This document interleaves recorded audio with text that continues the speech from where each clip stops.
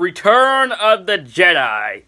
Yes, guys, it's better late than never that I finally reviewed the Return of the Jedi, even though that I recorded my review of this movie last year, but I lost my footage of my review. I uploaded it, but something happened to it, so yeah, I uploaded my review of Star Wars and Empire Strikes Back, which those reviews are still up on my channel. You can check those out.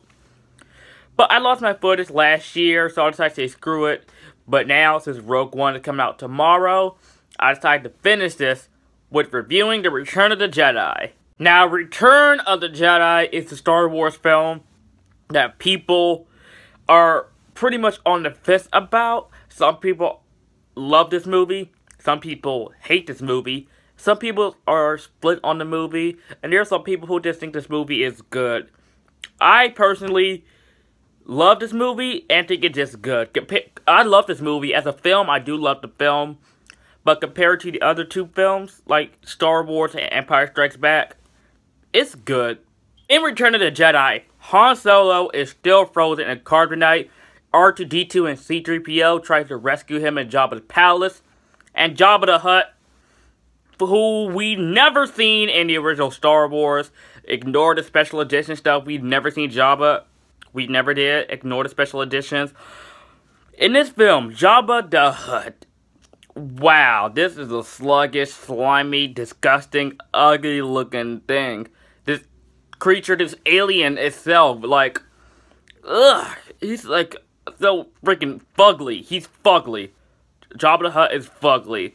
And I just love the design of this character. And also, I do like that Leia goes out to rescue Han. She frees him from the carbonite frozen thingy, and then Jabba makes her his slave. And that did something for me in this film.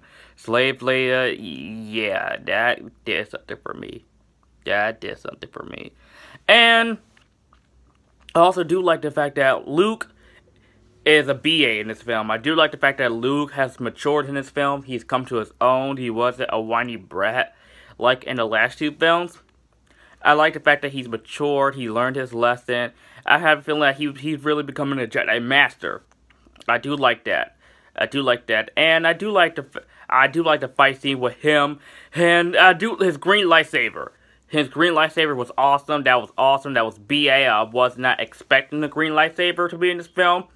Since we have blue, which is for the good side, and bad is the dark side.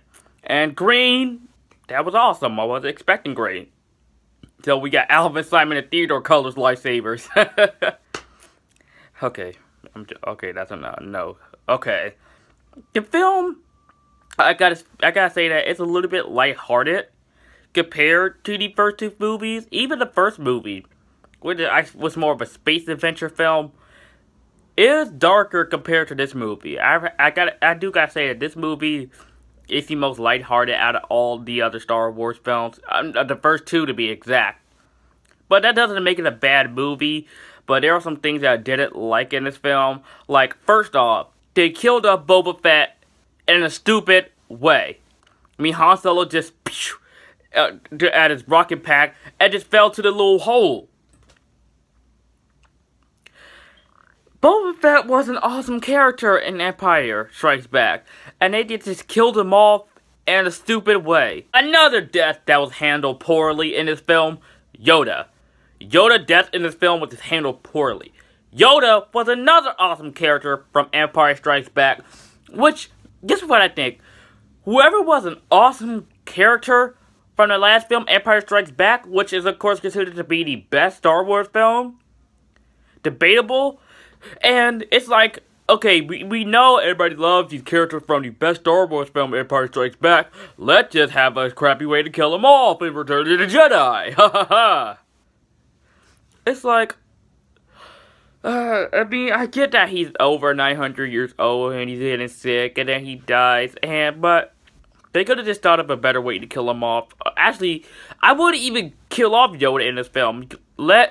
Just keep Yoda alive, because it would have been awesome to see Yoda in the later Star Wars film. I'm not talking about we saw him in the prequels. I'm not talking about that after Return of the Jedi. I'm talking about in The Force Awakens, like a little cameo in Episode 8, maybe even Episode 9. Oh my god, it's getting dark. Oh crap. But keep Yoda alive. That's just me. I know some people want Yoda to stay dead, but I don't want that.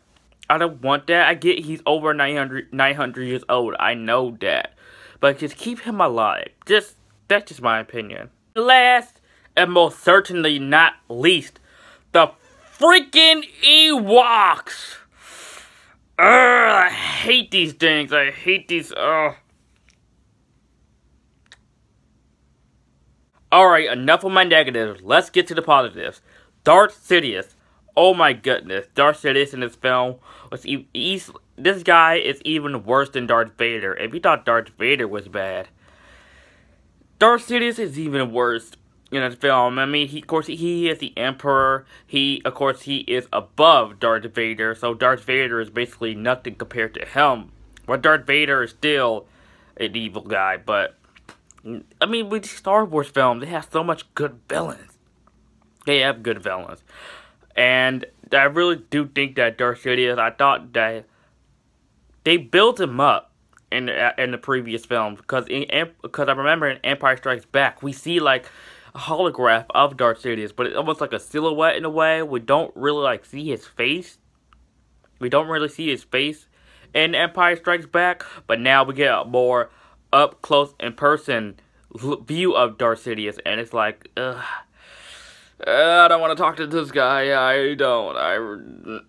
No. And of course, the action in this film is superb. The action in this film is superb. This and Empire had the best action in the original trilogy. The action in the first film was okay at best. I mean, especially with the fight scene between Obi-Wan and Darth Vader, just swinging sticks at each other. But the first movie is still better than this film, regardless. When it comes to the story.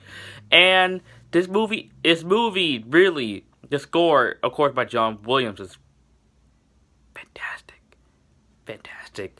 I do love the score in this film. Of course, John Williams scored the original 3 Star Wars films, and of course the prequels, so of course the score is going to be great.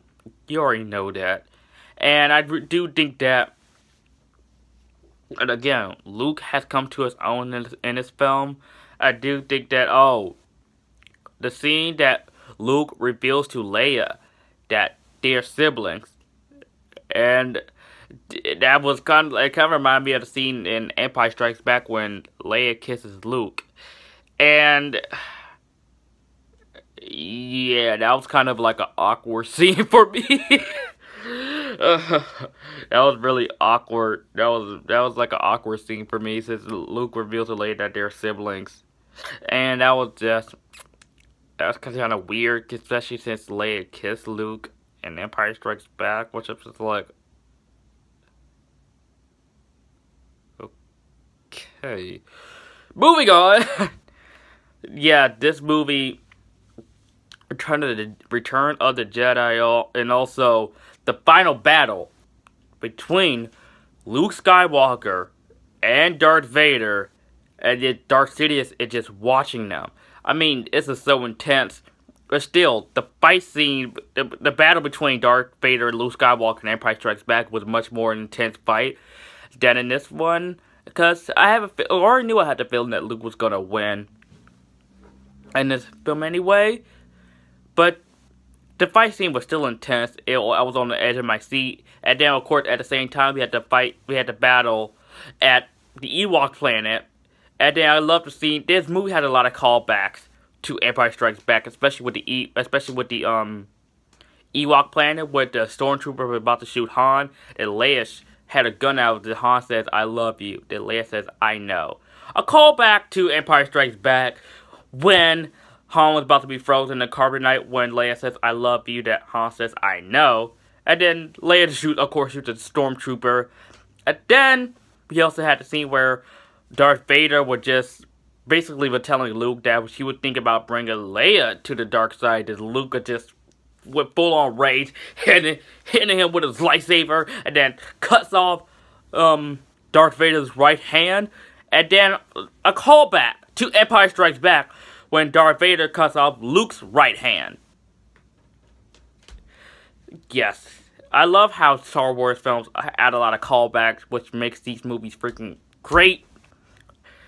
And then, of course, since Darth Vader's right hand is cut off, now that Darth Sidious finally had the chance to just electrocute Luke, which we never seen like electricity or electricity in the Star Wars franchise, which I'm like, wow, that is friggin' dark. Oh my god.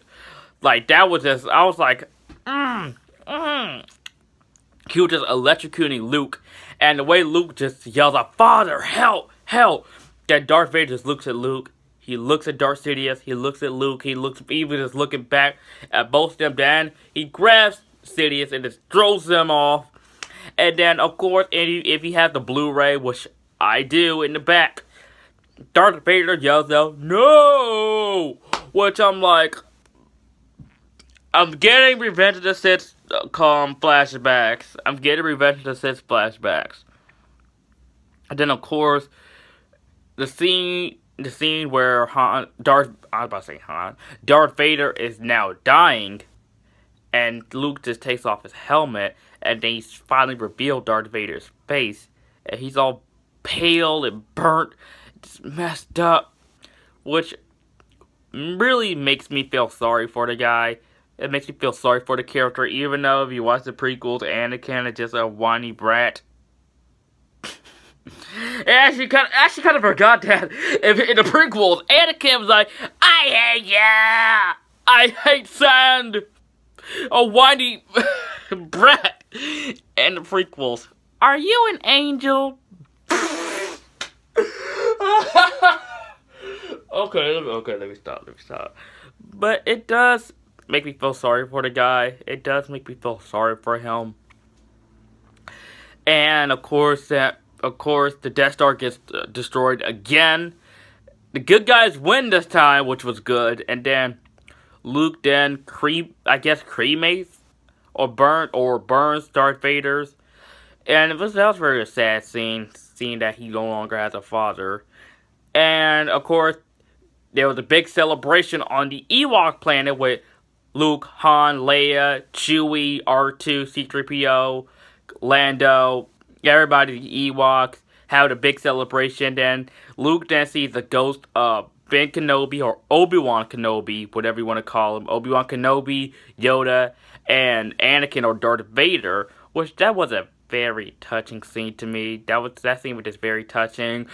But of course, they freaking ruined it in the Blu-ray by showing Hayden Christensen, Anakin Skywalker, instead of the original Darth Vader, Anakin Skywalker. George Lucas, you just had to ruin stuff for us. You just have to. And then, of course, then that is the end of the trilogy, right? Because there was no other Star Wars film that came out after this, right? There was more Star Wars film that came after this, so it's kind of funny to call it a trilogy now, because we have 5 billion other Star Wars movie that came out after this.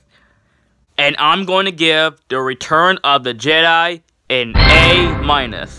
Let me know what you guys think of Return of the Jedi in the comment section down below. And stay tuned tomorrow for my review of Rogue One. I'm seeing it tomorrow morning. Can't wait, yeah. Anyways, guys, if you are new to my channel, like this video, comment, subscribe, and I'll see you guys next time.